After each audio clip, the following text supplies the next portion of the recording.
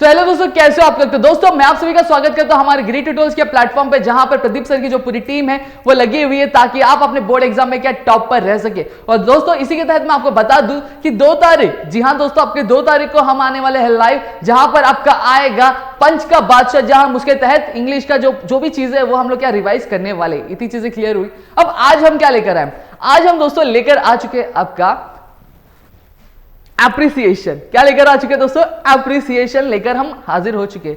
अब एप्रिसिएशन में आप बहुत ज्यादा है, आपको कुछ बहुत ही एक अहम हिस्सा है जो आपको याद करना रहेगा। आपको पोयम के लिए आपको लिखना होगा, तो आप लोग क्या करोगे? तो चलो मैं बता देता हूं आप लोगों को। ये आपका पोयम दिया गया, पोयम एक्सप्लेन नहीं करूंगा मैं यहाँ पे आपको कुछ इस तरह से क्वेश्चन दिया रहेगा। ये क्वेश्चन जो मैंने लिया है वो आपके जिससे क्वेश्चन बैंक जो उससे मैंने क्या किया है, पिक किया है। अब जैसे आपको क्वेश्चन आया, read the given extract and rewrite the poetic appreciation of the poem with the help of the following points. अब यहां पे क्या है, about the poet and the title, language poetic devices used in the poem, your opinion about the poem, the theme, the special features. अब ये सारी चीजें लिखी गई है। अब यहां पे सबसे पहली चीज मैंने एक देखा था, कमेंट आता कि जो एप्रिसिएशन है वो पॉइंट वाइज लिखना है कि पैराग्राफ में लिखना है। तो यहां पे मैं क्लियर कर दूं, आपको एक पैराग्राफ में क्या पूरा लिखना होगा, आपको अलग अलग पैराग्राफ भी नहीं बनाना है, ना तो पॉइंट बनाने, आपको एक ही पैराग्राफ में क्या कैरी करते जाना है। ठीक है। अब यहां पे मैं एक क्वेश्चन देखेंगे, point about the poet and the title. अब ये पॉइंट क्यों दिया, क्या क्यों आपको ये सारे पॉइंट के बेसिस पे क्या आपका एप्रिसिएशन क्या लिखना है। सबसे पहले दिया about the poet and the title, तो सबसे पहले मुझे पोएम का टाइटल क्या है वो पता करना पड़ेगा। अब पोएम तो आ गई, अब मुझे ये समझना है कि पोएम का टाइटल क्या है। तो मैं मनी वाले इस पोएम के लिए मैंने क्या टाइटल बना के रखा है, हिंट क्या बना के रखा, मनी। क्या बना के रखा है, मनी।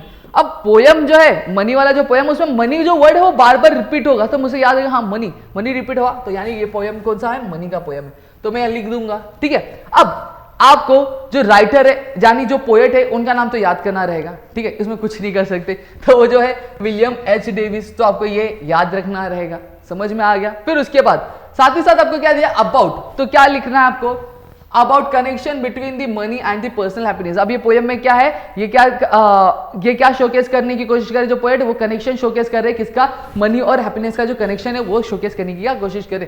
तो याद रहेगा टाइटल कैसे याना है, हिंट रहेगा मनी का, मनी। समझ में आ गया, वर्ड मनी आया तो मनी पे टिक कर देना। फिर उसके बाद रिटर्न लिखा किसके द्वारा, विलियम एच डेविस द्वारा लिखा गया है। फिर उसके बाद अबाउट में क्या लिखोगे, it shows the connection between the money and the happiness. फिर उसके बाद आपका आता है द थीम, तो थीम में क्या लिखना है, थीम में लिखोगे inverse relationship between the money and the happiness. ये क्या है, जो इनवर्स रिलेशन है मनी और हैप्पीनेस का वो शोकेस करने की क्या कोशिश कर रहे हैं। ठीक है, तो आपको ये सारे पॉइंट ध्यान में रखने हैं। अभी लिखना कैसा वो भी मैं बताऊंगा आपको, फिर लिखना कैसे वो भी बताऊंगा। लेकिन दोस्तों आप इंग्लिश मीडियम में पढ़, आप इंग्लिश का पेपर, तो आपको इंग्लिश आती है तो आप सेंटेंस तो फ्रेम कर सकते हो इजीली, उसमें कोई डाउट नहीं है। फिर उसके बाद आपका आता है languages and poetic device use in the poem. अब लैंग्वेजेस पोएटिक डिवाइस में अगर बात करें तो जैसे फिगर ऑफ स्पीच कौन से यूज किए गए, तो दोस्तों इतना ध्यान रखना, एलिट्रेशन रिपीटेशन तो रहता ही रहता है।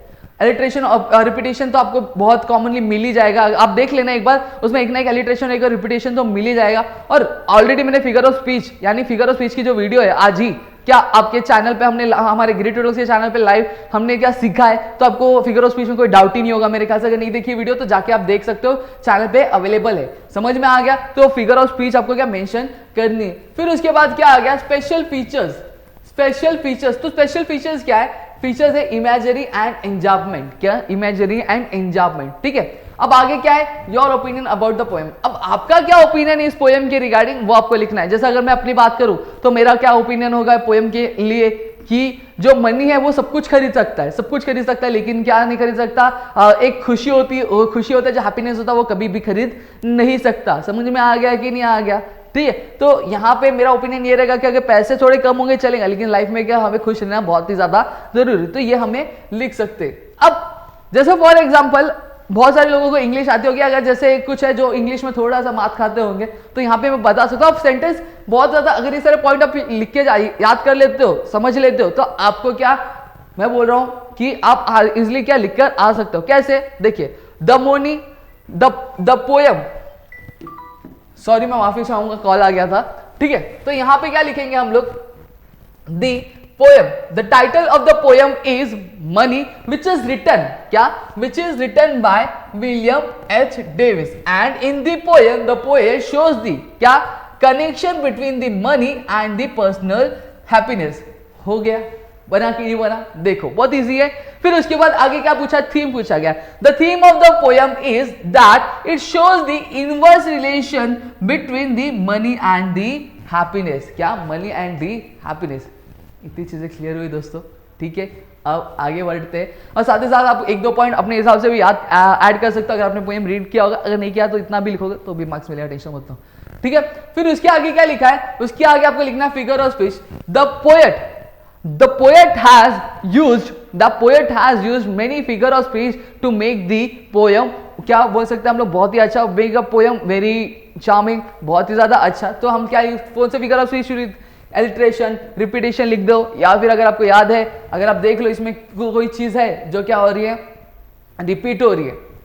क्या रिपीट हो रही है? यानी रिपीटेशन है, तो रिपीटेशन देख लो. अगर फिगर ऑफ स्पीच यहाँ पे मुझे एक दिख रहा है, then felt I like a child that holds. तो लाइक, और मैंने बताया था आपको क्या, तो देख लो आप लोग.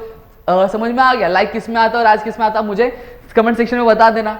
तो वो भी आप लिख सकते हैं. एंटीथेसिस भी इसमें आ रही है, ओनोमोटोपिया भी आ रही है, तो वो सारी चीजें भी आप लिख सकते हो. समझ में आ गया? अब आगे क्या स्पेशल फीचर? क्या? The special feature of the poem is that it uses the imagery and the enjambment. The special feature of the poem is that it is imagery and enjambment. Clear हो गया? फिर उसके बाद opinion.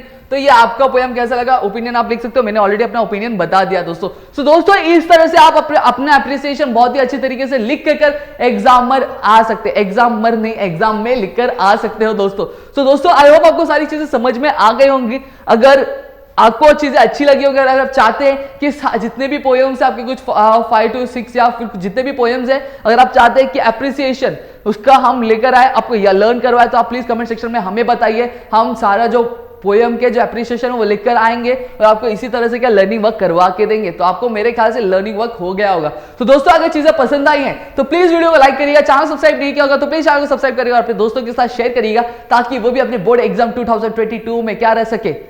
Top पर रह सके दोस्तों. और यहां पे लगातार प्रदीप सर की जो टीम है वो बनी हुई है. और एप्रिसिएशन आप ये सारे पॉइंट का यूज करके आप क्या कर सकते हैं? प्रदीप सर का जो इंस्टाग्राम हैंडल है वहां पे आप टैग कर दीजिए और हम आपको चेक करके बताएंगे कि आपका जो एप्रिसिएशन आपने किस तरह से लिखा है दोस्तों. तो तब तक के लिए आप घर पर रहिए, सुरक्षित रहिए, अपनी पढ़ाई करते रहिए गिरी ट्यूटोरियल्स के साथ और प्रदीप सर की टीम के साथ. तो दोस्तों अलविदा. मैं मिलूंगा हमारे नेक्स्ट वीडियो के साथ.